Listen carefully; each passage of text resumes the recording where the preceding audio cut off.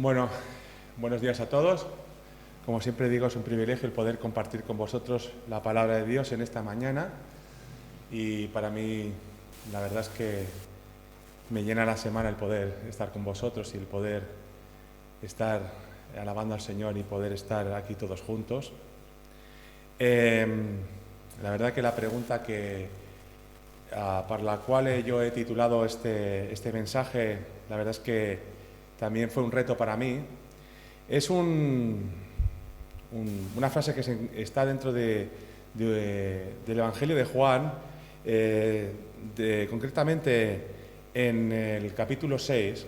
Nosotros vamos a hablar del 60 al 71, pero sí que ya os aviso de que en la primera parte del sermón también vamos a estar hablando sobre el resto desde el 25 al 60, porque realmente era necesario, complementaba lo que también quería hablar en esta mañana. Y me gustaría empezar preguntándoos una cosa. ¿Conocéis vosotros, alguno de vosotros, lo que es la teología de la prosperidad?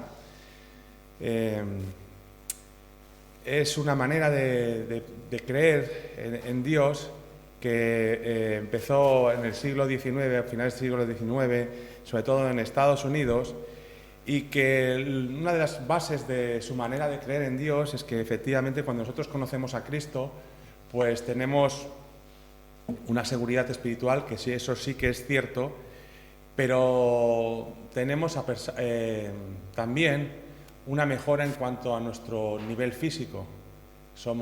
Tenemos menos enfermedades, no tenemos enfermedades, nuestra mente está mucho más, quizás más espabilada, ¿no? Y también se manifiesta en lo económico, es decir, hay una prosperidad en cuanto a nuestros ingresos económicos. Por lo tanto, pues eso se manifiesta también en que tenemos mejores coches o mejores propiedades, mejores pisos, ¿no? El problema de esta manera de pensar es que choca con la realidad, choca con lo que dice la palabra de Dios. El problema viene es cuando tenemos problemas en el trabajo, cuando tenemos problemas físicos, cuando tenemos en general, cuando nos vienen todo ese tipo de cosas en nuestra vida, ¿no? Hay un desajuste entre lo que habla la voluntad de Dios y lo que ellos están esperando de Dios, ¿no? Pero yo pienso que en el fondo también nosotros somos un poquito también quizás así, no como ellos, pero nos gusta pues tener una vida, una rutina espiritual confortable, sin no muchos problemas, ¿no? Cierto está que, bueno, pues sí, hay momentos en la vida, como dice el refrán, Dios aprieta pero no ahoga, ¿no? Pero nos sentimos confortables en esa rutina, ¿no? En ir a la iglesia, en participar de actividades, tener nuestros devocionales, pero realmente también hay un desajuste, ¿no? El problema viene, la prueba de fuego viene cuando nos topamos de frente con las realidades de la vida. Problemas en la pareja, un hijo rebelde que quizás no está siguiendo el camino que todos esperábamos, quizás en el trabajo, quizás hay compañeros tuyos que te están acosando de alguna manera por tu manera de ser, un jefe tirano, cambios de puestos de trabajo sin justificación. Y es aquí que cuando pasan estas cosas nos preguntamos que si realmente esta era la voluntad de Dios. Y hay momentos de crisis espiritual en nuestra vida por estos motivos, ¿no? Ese desajuste, ese no entender lo que nos está sucediendo, muchas veces nos puede provocar que no tengamos esa relación con Dios que es deseable o que es necesaria. Incluso podemos dejar de venir a la iglesia por ese motivo, por una incomprensión, por no llegar a entender a nuestro Señor. Yo estuve 9 años sin ir a la iglesia, porque no estaba entendiendo lo que me estaba pasando con lo que el Señor quería de nuestra vida, de mi vida. Es mi intención esta mañana, por eso, el poder reflexionar sobre la palabra de Dios, sobre estos versículos, ¿no? Para que, si de alguna manera estamos viviendo esto también, podamos encontrar también respuestas sobre ello, ¿no?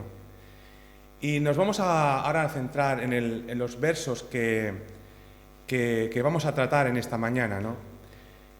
Estos versos se encuentran situados hace más de 2000 años, cuando el pueblo de Dios, concretamente Jerusalén, se encontraba en una situación difícil. Como sabemos, como todos sabemos, el pueblo de Dios se encontraba ocupado por los romanos. Es cierto que mantenían una fe, pero la situación suya era realmente difícil en cuanto a lo social, en cuanto a lo político y en cuanto a lo religioso.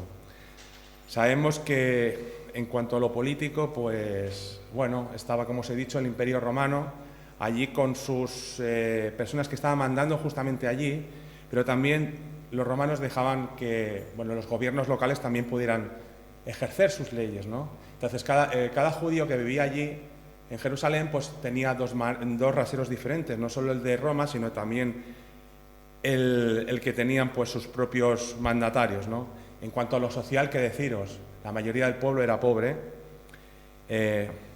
pues apenas también la mayoría no sabía ni siquiera ni leer ni escribir. Habían unas élites también sociales, el Sanedrín, que por cierto también viene con lo religioso, porque mucho del pueblo de Dios se había separado de lo que realmente era lo que les tocaba, que es poner la fe en Dios. Habían puesto su fe más bien en los ritos y en las costumbres. Esa élite religiosa pues no satisfacía las necesidades del pueblo de Dios. Y en toda esa situación aparece Jesús. El capítulo que nos ocupa aparece un Mesías que hace milagros. El pueblo se está viniendo arriba, porque lo que está pensando realmente, estaban esperando en un liberador del pueblo de Israel. Pero más puesto la mira en lo militar o en lo político. Lejos estaba de sus pensamientos lo que hablaba el Mesías en los Salmos o lo que se habla en Isaías 53 del varón de dolores experimentado en quebranto, que por cierto en esta mañana hemos hablado. Como os digo, los versos que vamos a leer están centrados después de la multiplicación de los panes y de los peces. Y hay dos grupos importantes de personas que estaban escuchando a Jesús. Por un lado estaban las élites religiosas y por otro estaban los seguidores de Jesús.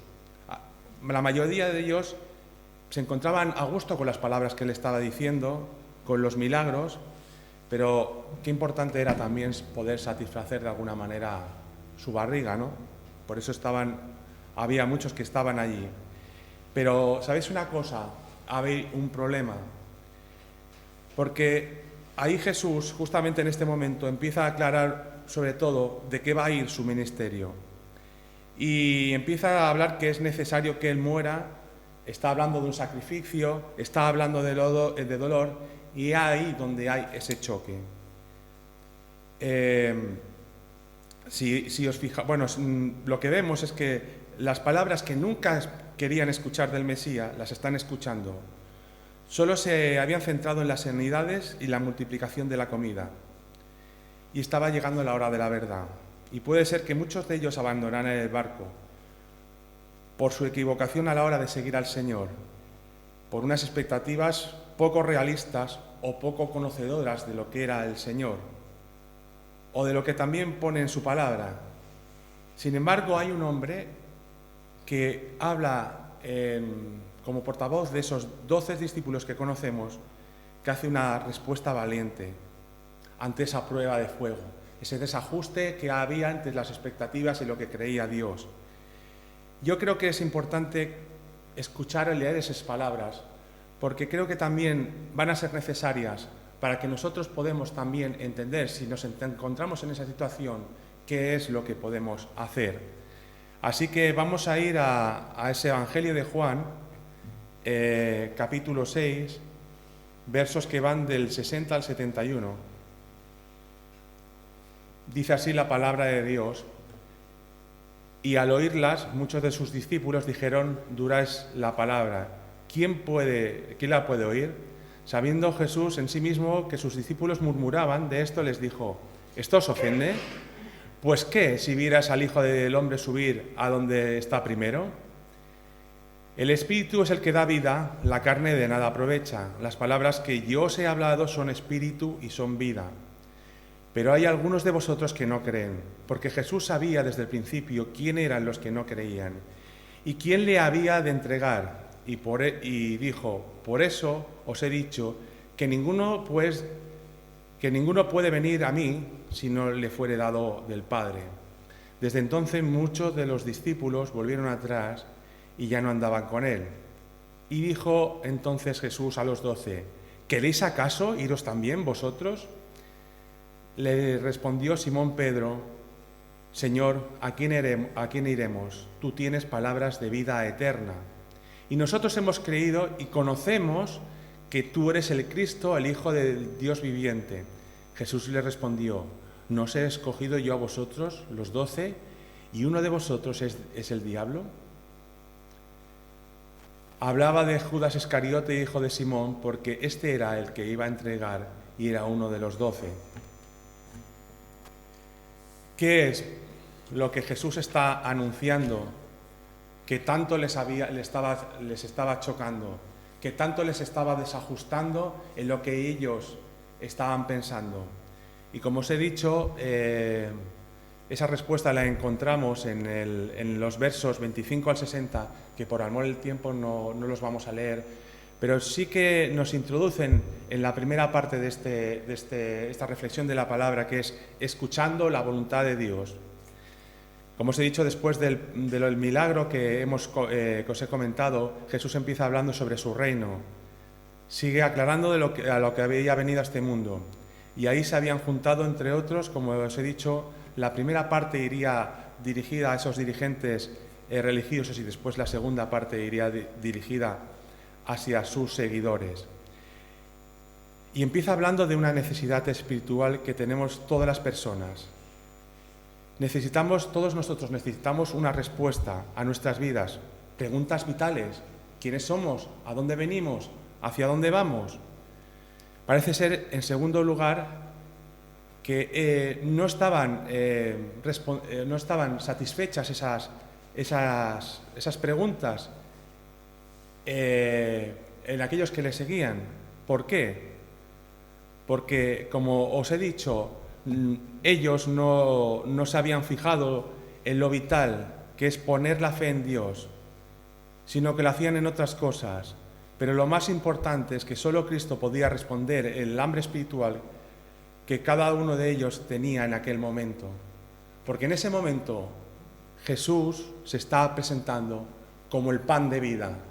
Y creo que también lo estuvimos hablando en las escuelas dominicales, en la escuela dominical que yo también os hablé, como Jesús, como el pan de vida eterno. Y eso es lo que les estaba mostrando en aquel momento. El medio para hacer realidad eso en sus vidas era la fe, una acción que llevaban tiempo olvidada, la fe en la persona de Cristo y su procedencia, cosa que según nos narra el relato no era muy aceptada, por no decir que la mayoría de ellos no creían en quién estaban teniendo delante. Y también esta era la voluntad del Padre, que nadie se pierda, no solo que dieran ese paso de fe y que lo dieran ellos, sino que también a partir de este momento no solo serían salvos, sino que tendrían una vida eterna.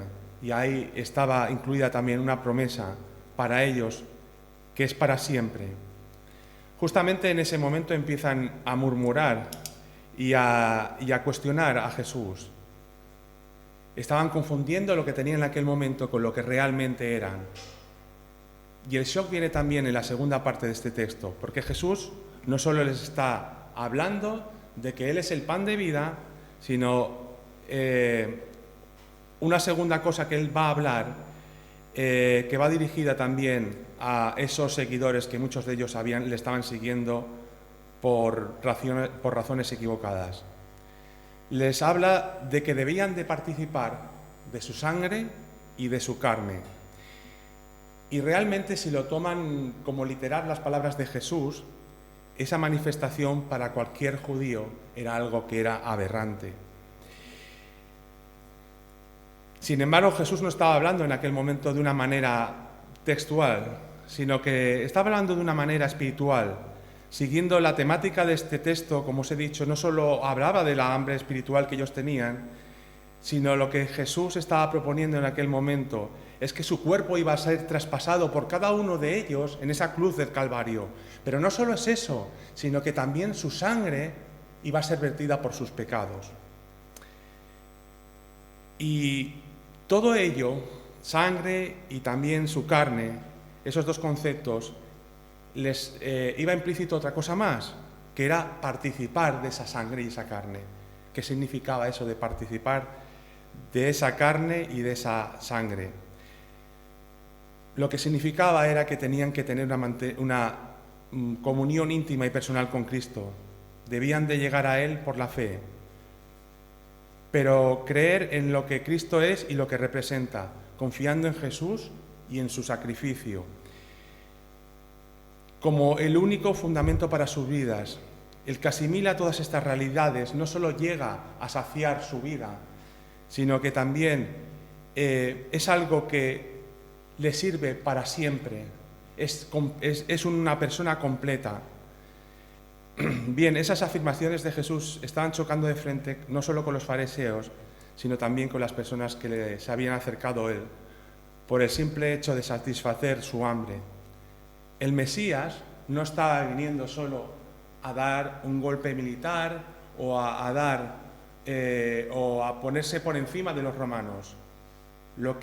Realmente lo que Jesús había venido a hacer es a sufrir por toda la humanidad, de una manera humilde, de una manera pacífica, haciendo, ¿qué? La voluntad de Dios.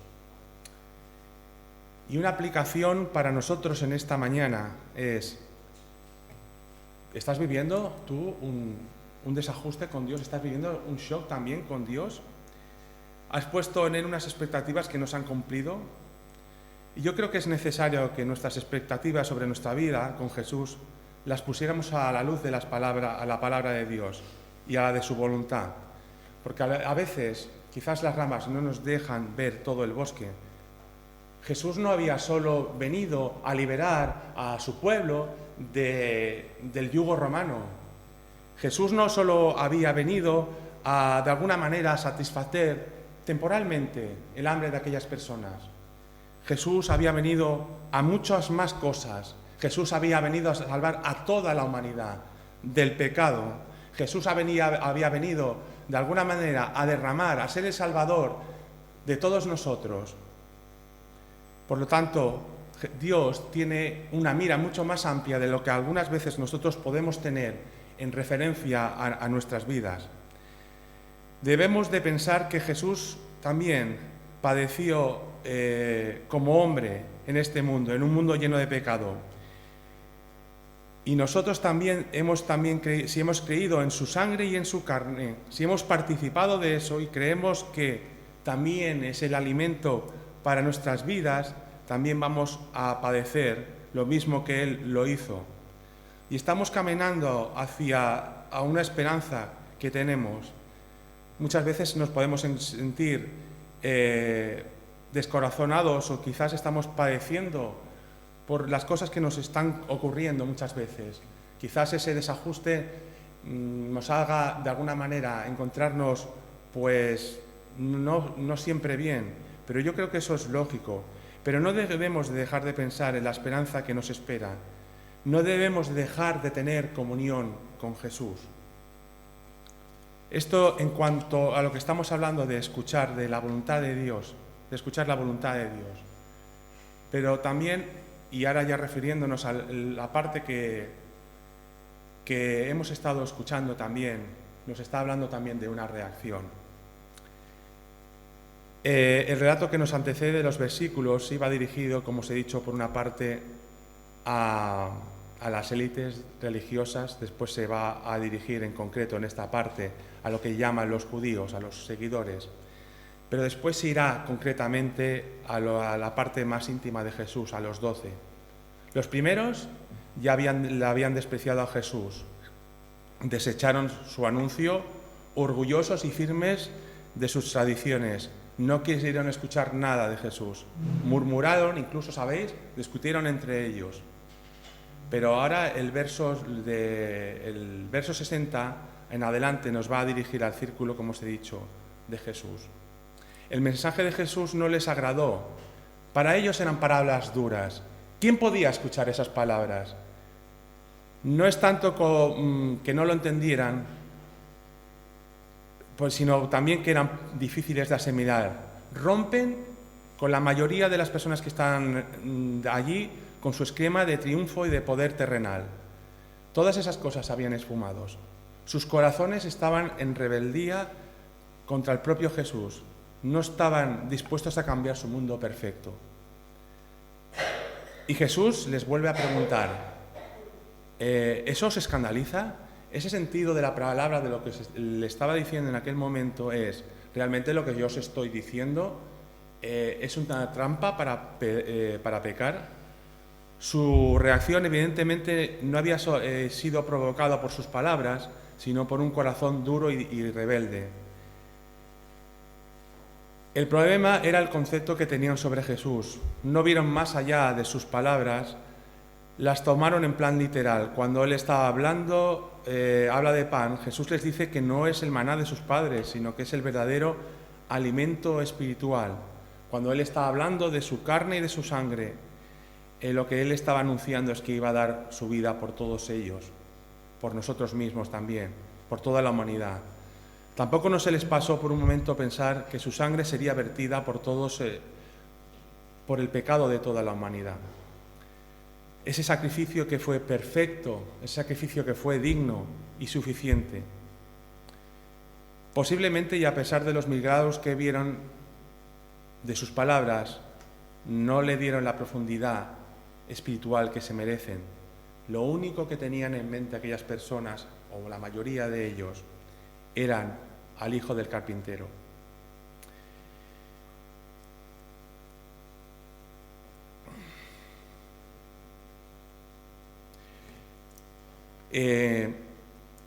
Pero Jesús va más allá y les pregunta si vieran al Hijo de Dios ascender desde los cielos, ¿creían en ellos? ¿Era realmente necesario que Él lo vieran ascender para que creyeran en sus palabras?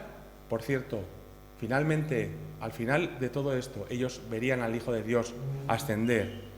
Les vuelve a aclarar sobre la carne, lo de la carne que nada aprovecha sino el espíritu. Todavía estaban pensando en lo de participar de la carne y de la sangre. Todavía estaban dándole vueltas a eso. Pero habla de algo que es vital para nosotros.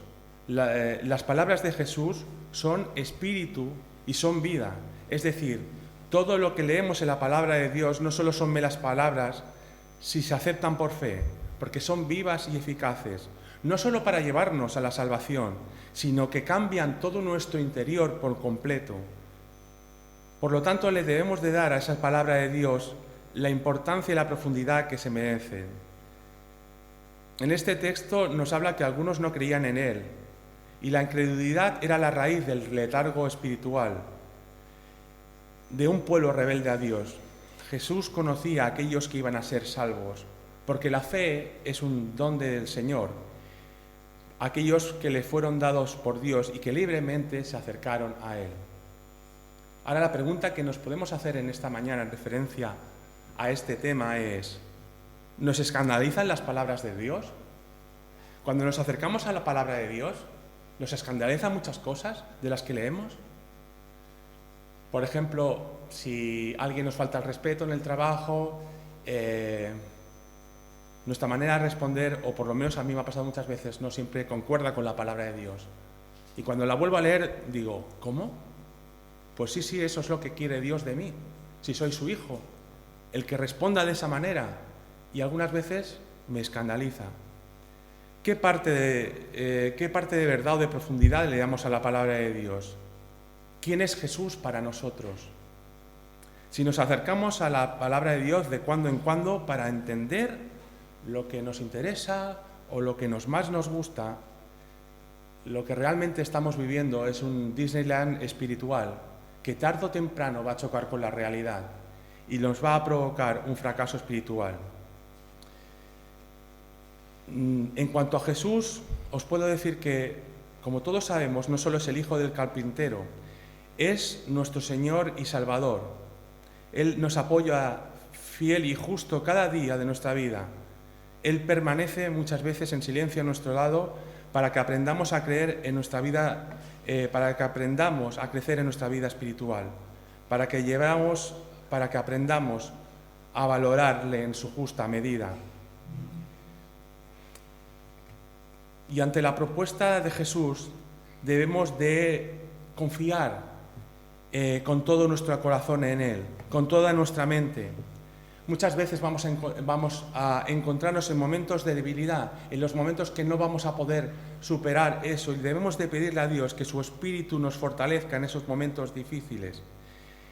Y debemos de esperar, de conocer más y más a nuestro Señor, a conocer más en referencia a nuestro Salvador, y anhelar cada día de nuestra vida el poder aprender más y más de Él. Yo recuerdo que el día que conocí a Cristo como el Salvador de mi vida, no era una persona que leyera excesivamente, pero en el momento que yo empecé a leer la palabra de Dios, eso me llenó toda mi vida, y yo cada día quería seguir conociendo más y más hasta el día de hoy sobre Jesús, sobre lo que Él quiere para mi vida. Y creo que cada uno de nosotros también hemos experimentado en mayor o menor medida ese anhelo de la palabra de Dios, en la voluntad de conocer de una manera más profunda, valorando quién es Jesús. Como se nos ha dicho en esta mañana, también la posición de Dios en nuestro corazón, que debe ser céntrica. Y una tercera parte también que he titulado en esta reflexión de la palabra es una confesión. Creo que hemos llegado a un punto crítico, como hemos leído en el texto, en el cual creo que también todos los creyentes también nos podemos encontrar en uno o en otro momento. Es el momento de tomar una decisión. Jesús se muestra tal y como es, nos muestra la realidad de nuestra vida y nos ofrece esperanza. Sin embargo, Dios también nos pide una serie de condiciones y nos demanda de nosotros lo más profundo de nosotros, la fe y el reconocimiento.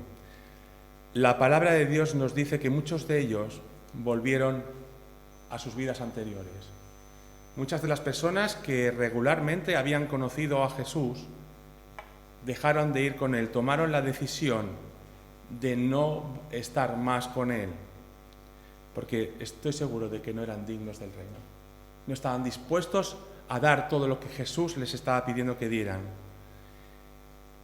Y realmente lo que nos muestra el texto es lo crístico de ese momento. Jesús se va a dirigir al círculo más íntimo para que sean conscientes del punto en que se encuentran espiritual. Y eso conlleva a meditar sobre la realidad de Cristo, las consecuencias de una vida, de una fe vivida, aceptando las consecuencias que ello llevan a diario. Estoy seguro que muchos de ellos no sabían todavía las consecuencias que tenía el tener fe en Cristo y lo que con ello conlleva, porque muchos de ellos morirían dando testimonio de su fe. ¿Vosotros también queréis iros? ¿También queréis abandonar? ¿Estáis dispuestos a seguirme después de mi anuncio de que soy el verdadero pan, que debéis de participar de la carne y de la sangre? ¿Vais a continuar a pesar de que la mayoría de los que estaban aquí se han ido? ¿Qué palabras más contundentes?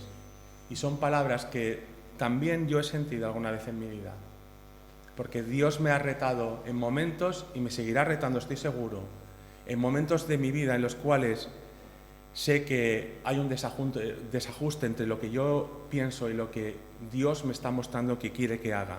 Dice Roberto Coleman en su libro de Plan de Evangelización Supremo que Jesús puso su atención no tanto en las multitudes, no tanto en el gentío, como en los 12, puesto que los 12 iban a llevar el reino de Dios a este mundo.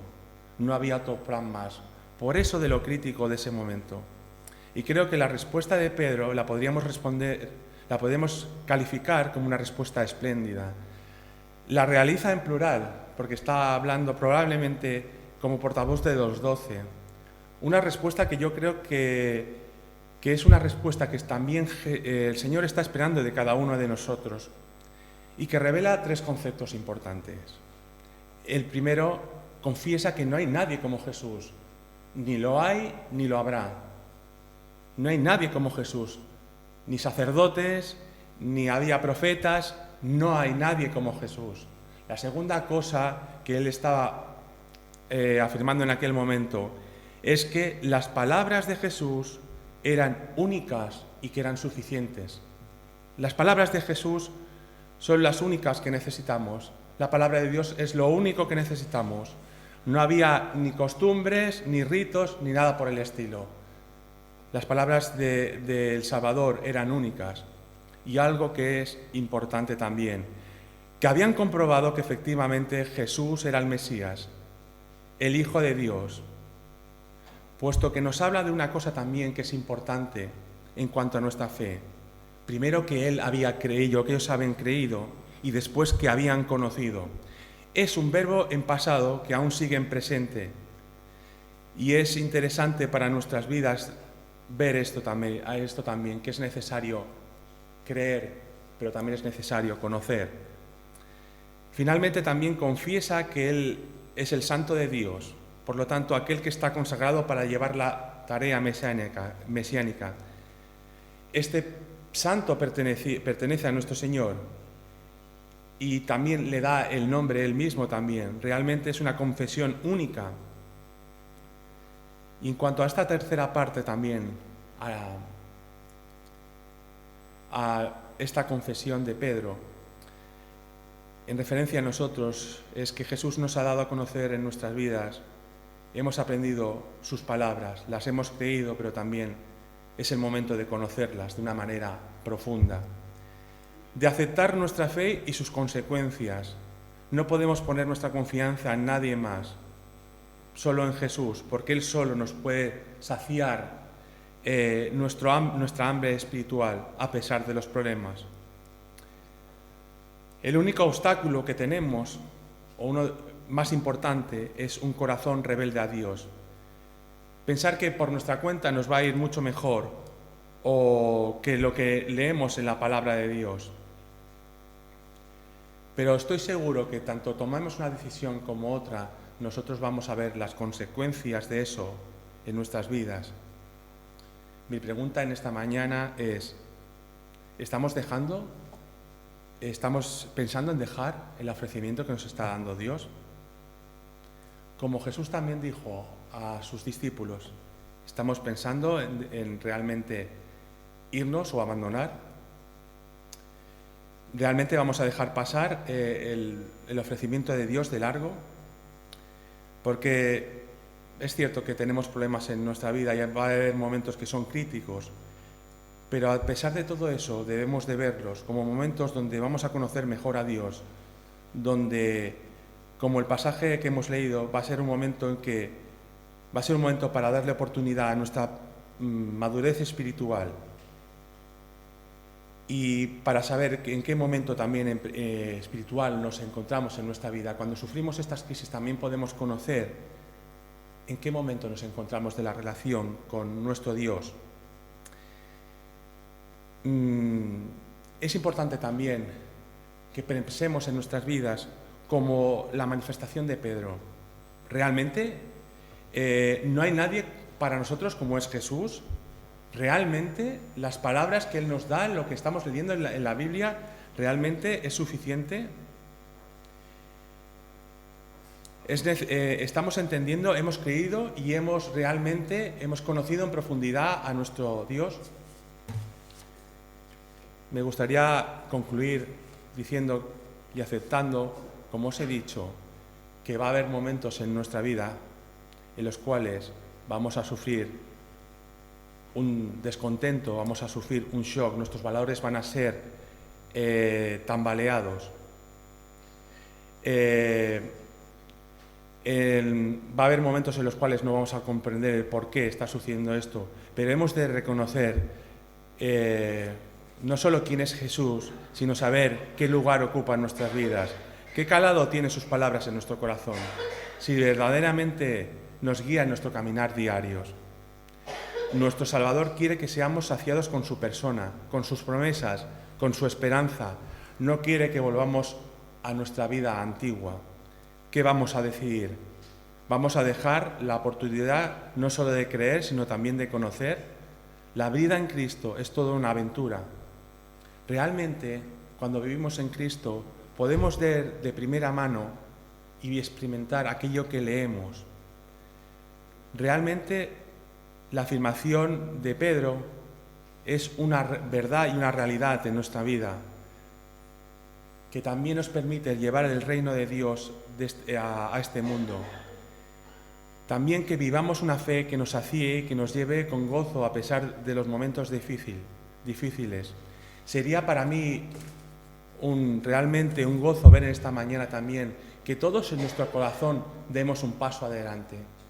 Que realmente digamos, Señor, quiero seguirte, quiero que tus palabras calen en mi vida, quiero que realmente todo aquello que yo vivo se manifieste a los demás. Señor, ayúdame en esos momentos difíciles en los cuales no voy a entender qué es lo que está pasando, pero que realmente me des la sabiduría y el conocimiento suficiente para saber por qué está ocurriendo y que todo lo que estoy haciendo te dé gloria a ti. Pues os dejo estas palabras en vuestros corazones para que las podamos reflexionar y que el Señor nos bendiga a todos para su gloria. Amén.